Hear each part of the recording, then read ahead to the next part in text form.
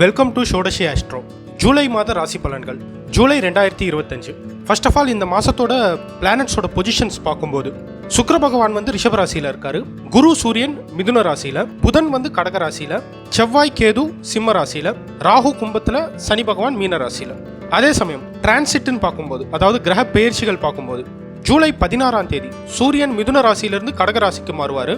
ஜூலை 26ஆம் தேதி சுக்கிர பகவான் ரிஷப ராசியிலிருந்து மிதுனத்துக்கு மாறுவார். ஜூலை 28ஆம் தேதி செவ்வாய் சிம்ம ராசியிலிருந்து கன்னி ராசிக்கு மாறுவார்.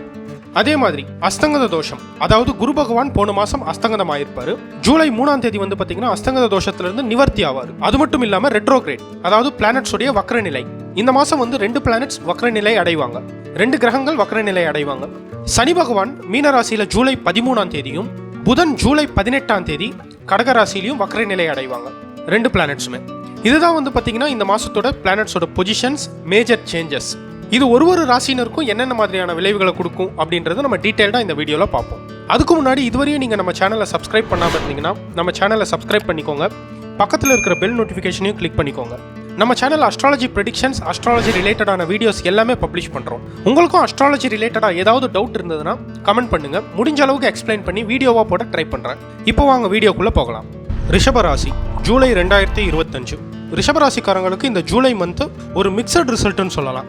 பிகினிங் ஆஃப் தி மந்த்ல ஓரளவுக்கு நல்லா இருக்கு ரிஷபராசிக்காரங்களுக்கு. அதாவது ராசிலேயே சுக்கிர பகவான், ராசியாதிபதி ராசிலேயே இருக்காரு, தனஸ்தானத்துல குரு. பட் ஆனால் குரு அஸ்தங்கத தோஷம் அடைஞ்சிருப்பாரு. அதே சமயம் 3ஆம் தேதி ஜூலை 3ஆம் தேதி அஸ்தங்கத தோஷத்திலிருந்து நிவர்த்தி ஆவார். அது ஒரு நல்ல விஷயம் தான். சூரியனோட சேர்ந்திருந்தாலும் நல்ல ஒரு பொசிஷன்ல இருக்காரு குரு பகவான், தனஸ்தானத்துல ரொம்ப பலமா இருக்காரு. மற்ற பிளானட்ஸ் சனி பகவான் 11ஆம் வீடு லாபஸ்தானத்துல ரொம்ப எக்ஸலண்டா இருக்காங்க. பட் ஆனால் புதனுடைய பொசிஷன் ரொம்ப நார்மலான ஒரு பொசிஷன் தான். 3ஆம் வீட்டில் பாத்தீங்கன்னா கடகத்துல இருக்காரு, பகை வீட்டில் இருக்காரு, 3ஆம் வீட்லயும் இருக்காரு. மென்டல் ஸ்ட்ரெஸ்ன்றது கொஞ்சம் அதிகமா இருக்கும் பிகினிங் ஆஃப் தி மந்த்லயே ரிஷபராசிக்காரங்களுக்கு. அர்த்தாஷ்டம ஸ்தானத்துல செவ்வாயும் கேதுவும் சேர்ந்து இருக்காங்க. தாய் வழி உறவுகளால பாத்தீங்கன்னா ப்ராப்ளம் வரதுக்கு நிறைய வாய்ப்புகள் இருக்கு. மதருடைய ஹெல்த்லயும் ப்ராப்ளம் வரலாம். கொஞ்சம் கவனமா இருக்க வேண்டிய டைம் பீரியட் தான் ரிஷபராசிக்காரங்களுக்கு. அதே சமயம் உங்களுக்கும் பாத்தீங்கன்னா ராசியிலேயே சுக்கிர பகவான், அதாவது 6ஆம் வீட்டு அதிபதியான சுக்கிரனும் ராசியில இருப்பார். ரிஷபராசிக்கு சுக்கிர பகவான் ராசியாதிபதி, 6ஆம் வீட்டு அதிபதி ராசியிலேயே இருப்பார். அதனால ஹெல்த் வைஸ் நீங்களும் கொஞ்சம் கவனமா இருக்கணும். மூட்டு வலியெல்லாம் கொஞ்சம் அதிகரிக்கிறதுக்கு வாய்ப்பு அதிகமா இருக்கு. கொஞ்சம் கேர்ஃபுல்லா இருக்க வேண்டிய டைம் பீரியட். கெரியர்லயும் பாத்தீங்கன்னா ஒரு மந்தமான ஒரு டைம் பீரியட் தான். 10ஆம் வீட்டுல ராகு இருந்தாலும் அவர் பாத்தீங்கன்னா கொஞ்சம் ஸ்லோ மூவ்மெண்ட்டா கொடுக்கலாம் கெரியர் வைஸ் பார்க்கும்போது, பிசினஸ் அண்ட் ஜாப் 2 இதுலயுமே. அதே சமயம் ஜூலை 13ஆம் தேதி சனி பகவான் வக்ர நிலையில மாறுவார். இது டெஃபினட்டா பாத்தீங்கன்னா ஒரு பாசிட்டிவ் ரிசல்ட்டை கண்டிப்பா கொடுக்கும் ரிஷபராசிக்காரங்களுக்கு. பினான்சியலா பாத்தீங்கன்னா ஒரு பெரிய லாபத்தை பாத்தீங்கன்னா இந்த டைம் பீரியட்ல பாப்பீங்க. 13ஆம் தேதி ஜூலை 13ஆம் தேதி ஆல்ரெடி குரு பகவானும் 2ஆம் வீட்டுல தனஸ்தானத்துல ரொம்ப பலமா இருக்காரு. 11ஆம் வீட்டுல சனி பகவானும் வக்ர நிலையில மாறுவார். ஒரு பெரிய லாபம்ன்றது கண்டிப்பா கிடைக்கும் 13ஆம் தேதிக்கு மேல. அதே சமயம் 16ஆம் தேதி சூரிய பகவானும் 2ஆம் வீட்டுல இருந்து 3ஆம் வீட்டுக்கு உபஜயஸ்தானத்துக்கு மாறுவார். இது இன்னும் நல்லா பூஸ்ட் பண்ணுன்னு சொல்லலாம் அந்த பாசிட்டிவிட்டியை. ஒரு தைரியம்ன்றது கண்டிப்பா கிடைக்கும். உங்களுடைய தைரியத்தால பாத்தீங்கன்னா ஒரு பெரிய ஒரு லாபம்ன்றது கண்டிப்பா கிடைக்கும். மீடியால இருக்கிறவங்களுக்குலாம் ஒரு பெரிய லாபம்னு சொல்லலாம் இந்த டைம் பீரியட்ல. கவர்மெண்ட் ஃபீல்ட்ல இருக்கிறவங்களுக்கும் ஒரு எக்ஸலண்டான ஒரு டைம் பீரியட் தான். அரசு வழியில ஏதாவது வேலைகள் உங்களுக்கு நடக்க வேண்டி இருந்ததுன்னா கண்டிப்பா பாத்தீங்கன்னா இந்த டைம்ல முடியும் உங்களுக்கு. ரொம்ப அற்புதமான ஒரு டைம் பீரியட். பட் ஆனா அதே சமயம் ஜூலை 18ஆம் தேதி புதனும் வக்ர நிலையில மாறுவார். புதன் வக்ர நிலையில மாறினதுக்கு அப்புறம் கொஞ்சம் கவனமா இருக்கணும். பேச்சில மட்டும் பாத்தீங்கன்னா கொஞ்சம் கவனமா இருக்கணும். பேச்சால பாத்தீங்கன்னா ப்ராப்ளம் வரதுக்கு நிறைய வாய்ப்புகள் இருக்கு. அதாவது மிஸ்கம்யூனிகேஷன், நீங்க பேசுறது பாத்தீங்கன்னா தப்பா புரிஞ்சுக்கலாம். இதனால பாத்தீங்கன்னா பிரச்சனைகள் வரலாம். பிசினஸ்லயும் சரி, ஃபேமிலிலயும் சரி. கொஞ்சம் பேச்சில மட்டும் கொஞ்சம் கவனமா இருக்கணும். கொஞ்சம் மென்டல் ஸ்ட்ரெஸ்ஸும் கொஞ்சம் அதிகரிக்கும் இந்த டைம் பீரியட்ல. மானசிகமான தொல்லைகள் பாத்தீங்கன்னா கொஞ்சம் அதிகரிக்கலாம். இளைய சகோதரர் வழியில ஒரு ப்ராப்ளம்ன்றது கொஞ்சம் வரலாம். அதாவது தம்பி இல்லைன்னா தங்கையால பிரச்சனைகள் வரதுக்கும் வாய்ப்புகள் இருக்கு. முடிஞ்ச அளவுக்கு பாத்தீங்கன்னா கொஞ்சம் ஸ்மூத்தா ஹேண்டில் பண்ண பாருங்க இந்த டைம் பீரியட்ல. பொறுமையா பேச பாருங்க. ஏன்னா நீங்க தேவையில்லாம பேசுறதால பிரச்சனை பெருசாகிறதுக்கு வாய்ப்புகள் அதிகமா இருக்கு 18ஆம் தேதிக்கு அப்புறம். அதே சமயம் 26ஆம் தேதி சுக்கிர பகவான் ரிஷபத்திலிருந்து மிதுன ராசிக்கு மாறுவார். 28ஆம் தேதி செவ்வாய் சிம்ம ராசியிலிருந்து கன்னி ராசிக்கு மாறுவாங்க. இது கண்டிப்பா ஒரு நல்ல ஒரு பாசிட்டிவான ரிசல்ட் ரிஷபராசிக்காரங்களுக்கு கொடுக்கும். பண வரவு பாத்தீங்கன்னா அதிகரிக்கும் 26ஆம் தேதிக்கு மேல.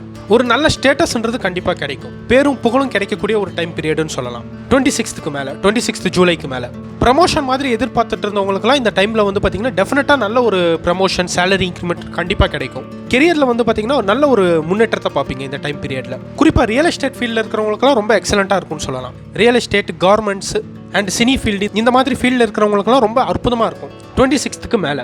ஓவராலாக ரிஷபராசிக்காரங்களுக்கு இந்த ஜூலை மந்த் ஒரு மிக்சட் ரிசல்ட் கொடுக்கக்கூடிய ஒரு டைம் பீரியட்னு சொல்லலாம்.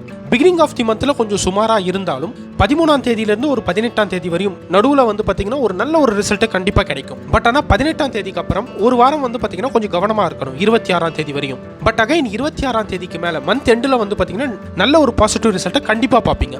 ரிஷபராசிக்காரங்களுக்கு ஒரு மிக்சட் ரிசல்ட்னு சொல்லலாம் ஜூலை மாதம். இதுவரையும் நீங்கள் ஜூலை 2025 கோச்சார பலன்களை பார்த்துருப்பீங்க.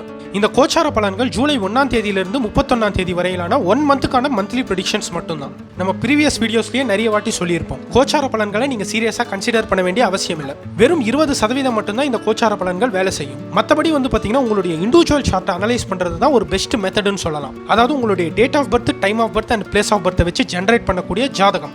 நீங்கள் எந்த லக்னத்தில் பிறந்திருக்கீங்க, உங்களுக்கு எந்த தசாபுக்தி நடக்குது, பிளானட்ஸ் வந்து பார்த்தீங்கன்னா நீங்கள் பிறக்கும் போது என்னென்ன பொசிஷன்ஸில் இருக்காங்க, இது எல்லாமே வச்சு தான் வந்து பார்த்தீங்கன்னா கணக்கு பண்ணுவாங்க.